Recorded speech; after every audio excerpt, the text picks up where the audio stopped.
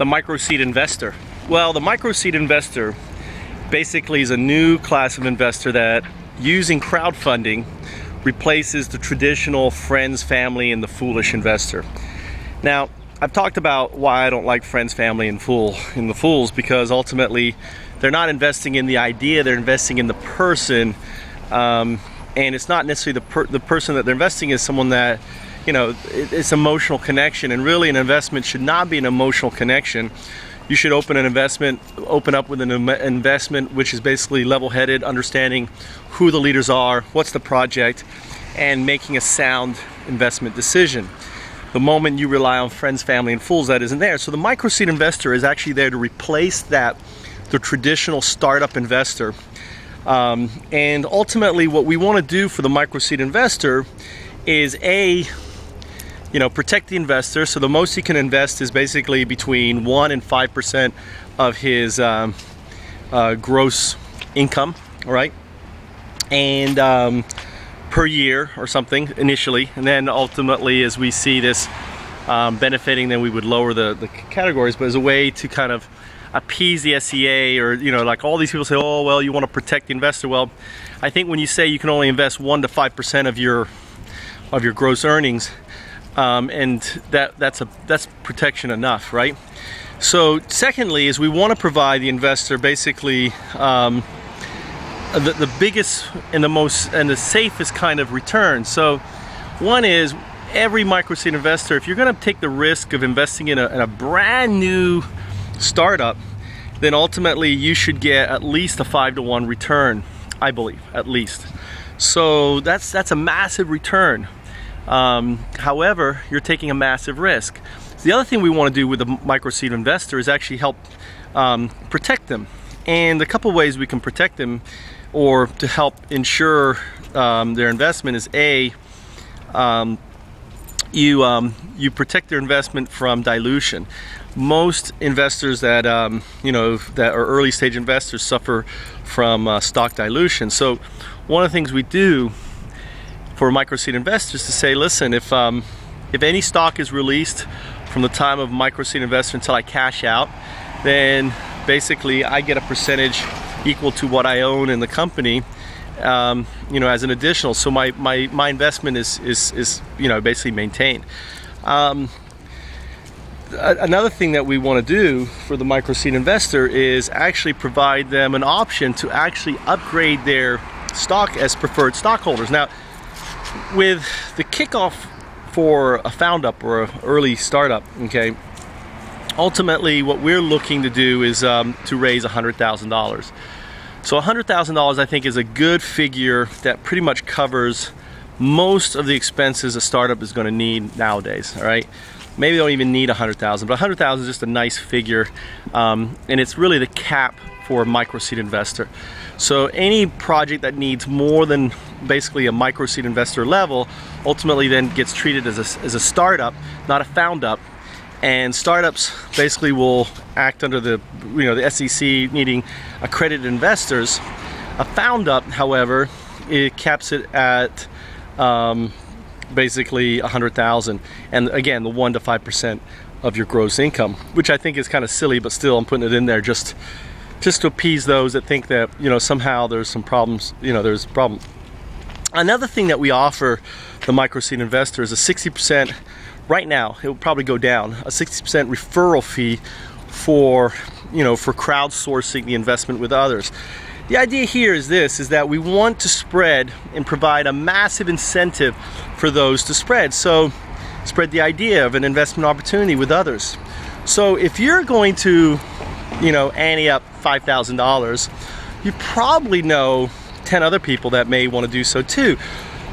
So the idea here, and again, keep in mind, you probably think, oh, Bonzi. Well, no, because it's just an incentive. The moment $100,000 is reached, that incentive goes away. So it's just there to provide that additional, incentive for those to participate where normally they would not.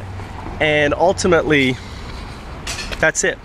So the moment that the investor, or basically the micro-seed investor, and here's an example. Let's say you're going to invest $5,000. That's 10 cents a share, That's 50,000. That's 50,000 shares. So I'm making the risk. I say, you know what? I've got 10 friends, guys.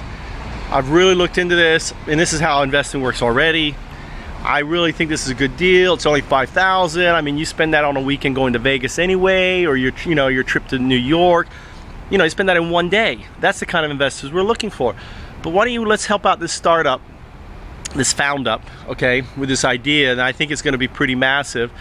And not only that, you know, they're looking at providing a 5-to-1 return within 36 months, you know, for it. So for your, you know, for you sharing this now to your 10, let's say just hypothetically speaking, the 10 people buy in at 5,000 each. All of a sudden, guess what? You've just made, you know, 300,000 shares of found up just by helping find 10 other, you know, individuals to invest in it. So your 50,000 now becomes 350,000 shares of it. So that, you know, the incentive to provide actually to help crowdsource is actually pretty big. You can actually earn more in basically the referral fees than you can in your initial investment. Again, you got to look at investing in found up highly risky. You know, most startups fail, but they fail because of the traditional model.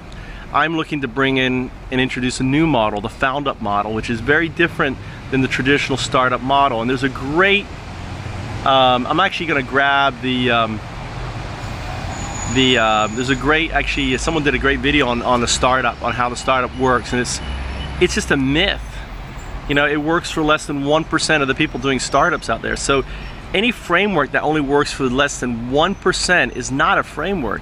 A framework has to be a solution that works for the majority of folks. So the micro-seed investor is just part of that framework that I'm talking about, because we need to redefine what an investor is. We need to redefine the difference between a startup and a found up, because really a found up is not a startup. A found up is a person with an idea for a startup that's bootstrapping it to become a startup. So why a found up should not be placed in the same distinction as a startup. A found up is not an incorporated vehicle. A startup is. A startup doesn't have any customers necessarily, or doesn't have any, you know, what's it called, initial investors or anything else. It's just an idea. So a found up is a kind of a light way or a lean way to approach the startup methodology. So micro-seed investors will be pivotal to crowdfunding. They're the ones who receive, you know, stocks. A crowdfunding, you know, crowdfunding basically is donation driven, right?